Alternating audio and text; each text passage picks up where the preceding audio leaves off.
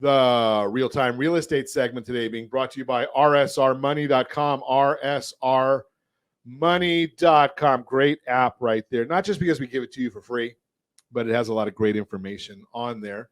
Let's talk about this one. If your house hasn't sold yet, do you have it priced too high? Has your house been sitting on the market a while without selling? If so, you should know that's pretty unusual, especially right now.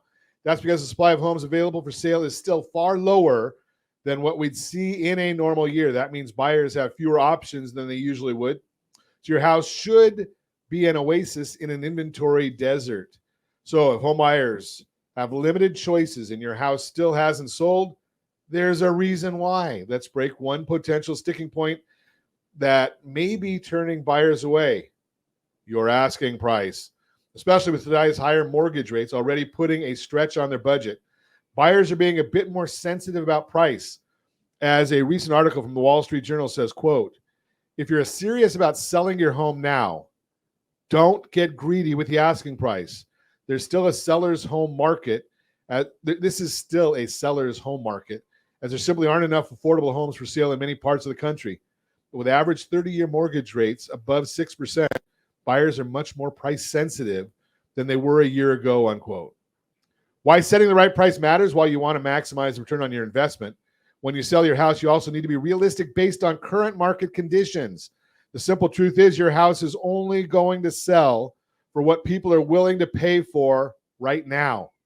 This can be a hard thing to accept, especially since emotions can run high during the selling process, which only complicates matters more. After all, you may have lived in this house for years, so it's only natural you're emotionally tied to it.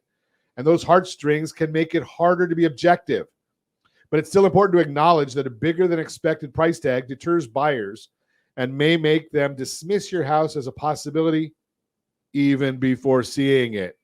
And if no one's looking at it, how's it going to sell? If you want to get your house sold, you'll need to do something to spark interest in your home again. That's where a local real estate agent comes in. They'll help use data to find out if it's priced too high for your local market. They balance the value of homes in your neighborhood, current market trends, and buyer demand, the condition of your house, and more to find the right price for your house so you can close this chapter and start the next one.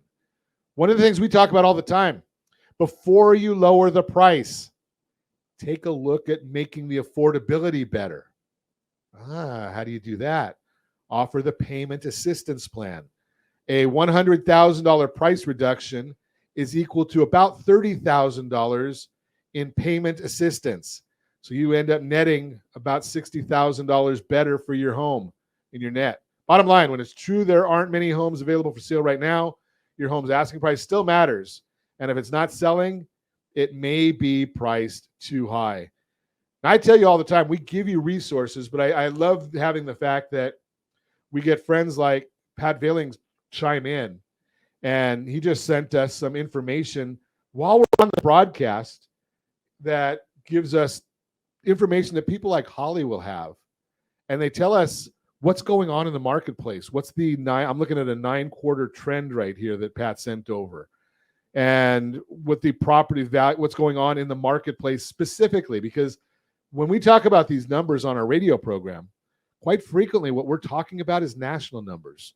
And those are really meaningless to the individual, right? You need to talk to somebody like Holly and find out what's going on in your neighborhood. That's all that matters when you're looking at buying and selling. That's the real-time real estate segment brought to you by rsrmoney.com.